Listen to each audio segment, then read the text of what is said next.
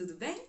Bom, uma das primeiras decisões que um casal deve tomar após decidir a data do casamento é se a celebração ocorrerá durante o dia ou à noite.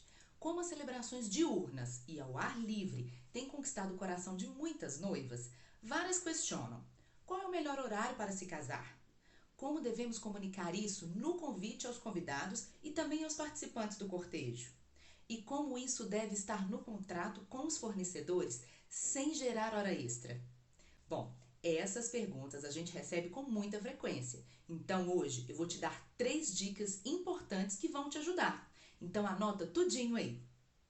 Dica 1. Igreja, 15 minutos antes. Se você vai se casar na igreja, é preciso respeitar o horário de início da cerimônia no seu contrato com a paróquia, com total religiosidade. Até porque aqueles 15 minutinhos de atraso que era chique antigamente não existem mais. Isso é coisa do passado.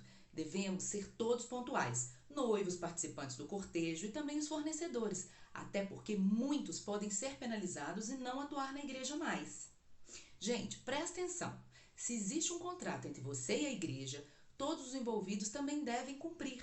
Então acompanha comigo. Se está marcado na igreja o início às 19 horas, coloque no convite 18h45 e peça ao seu cerimonial para combinar com os participantes do cortejo chegarem às 18h30, ou seja, 30 minutos antes é suficiente para alinhar as entradas.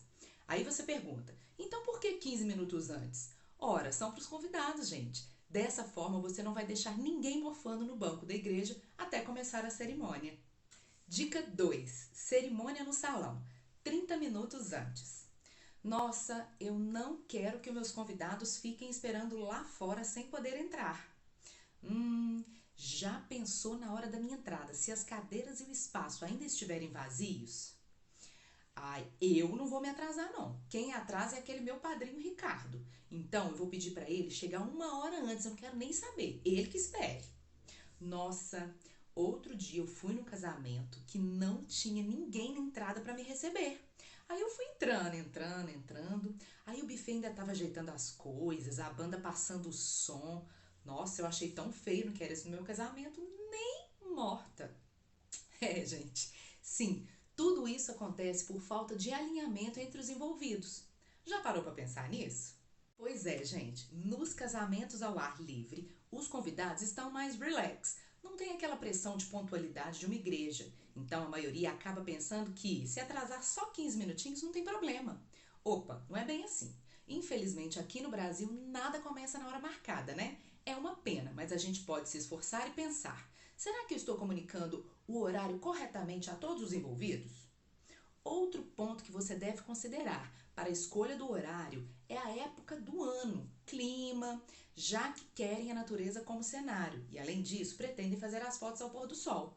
Vale pedir sim opinião à sua assessora e também a seu fotógrafo e filmmaker.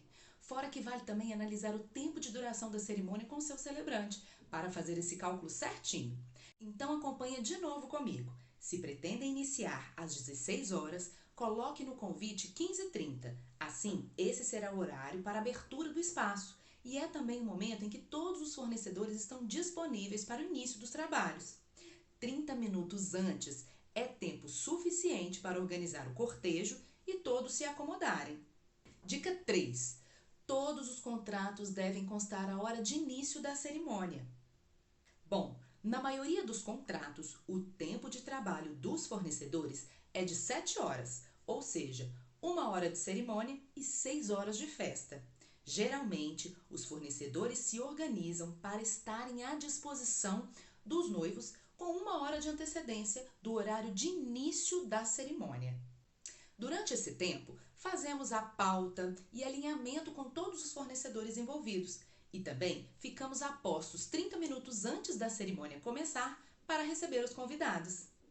Por isso, é importante que em todos os contratos esteja o horário de início da cerimônia e, se puderem, vale acrescentar o horário do convite, que significa o mesmo que horário de abertura do espaço para receber os convidados. Então já sabe, é importante, durante a contratação de cada fornecedor, entender certinho o tempo de trabalho que pode ser muito bem ajustado entre as partes. Assim, quando chegar o momento de fazer os seus convites, Você vai evitar gastos de hora extra quando for recorrer aos seus contratos, já que estará tudo alinhadinho.